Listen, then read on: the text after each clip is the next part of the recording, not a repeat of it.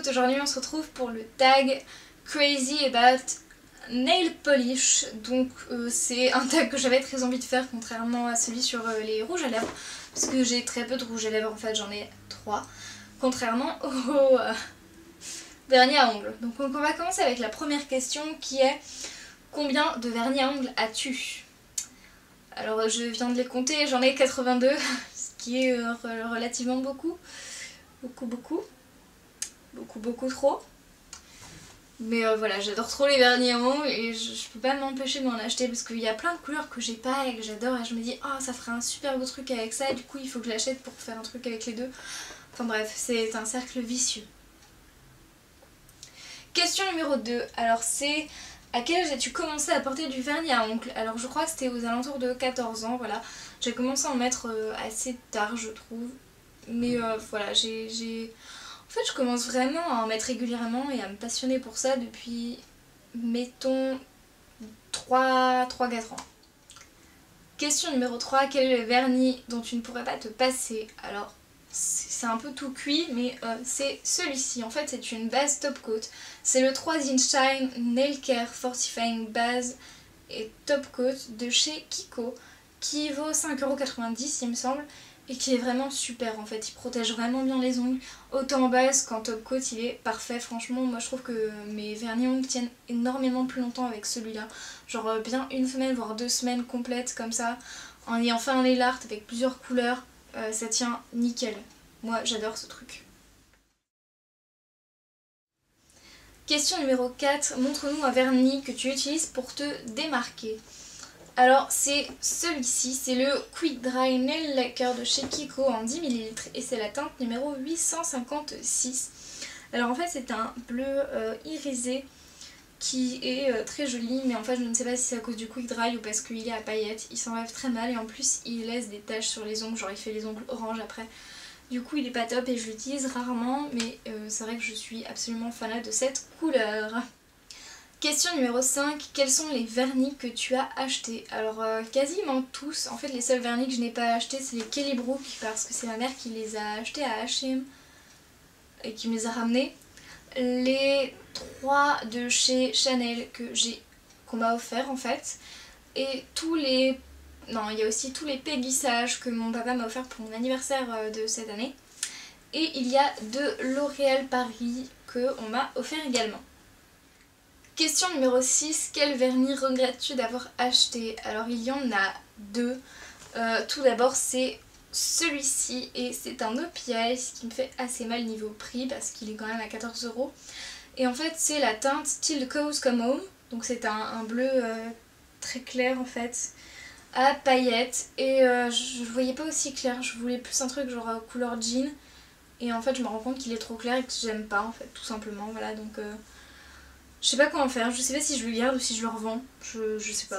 Quel est ton vernis favori du moment? Alors c'est aussi un OPI et c'est celui que je porte en fait, c'est le rouge parfait selon moi et c'est la teinte de Thrill of Brazil qui est le NL-A16. Voilà donc c'est un rouge comme ceci et j'adore cette couleur, franchement c'est un rouge pas trop vif, pas trop clair, c'est un rouge parfait je trouve. Il ressemble un peu au Coca-Cola et j'ai pas voulu acheter le Coca-Cola parce que justement il ressemblait trop à celui-là. Mais j'aurais pas eu celui-là, j'aurais acheté le Coca-Cola aussi quoi. Question numéro 8, quel est le plus cher et le moins cher vernis que tu possèdes? Alors sans aucun doute, ce sont ces deux-là. Alors ceci est un Sephora en 5 ml que j'avais acheté en solde à 1€, qui est un vert pomme, qui est une abomination en fait parce qu'il n'est pas opaque, il s'applique mal, le pinceau est trop large comme les Essie et j'ai horreur du pinceau. En fait il est comme le pinceau de Essie et c'est de la merde. Voilà, j'ai horreur de ça.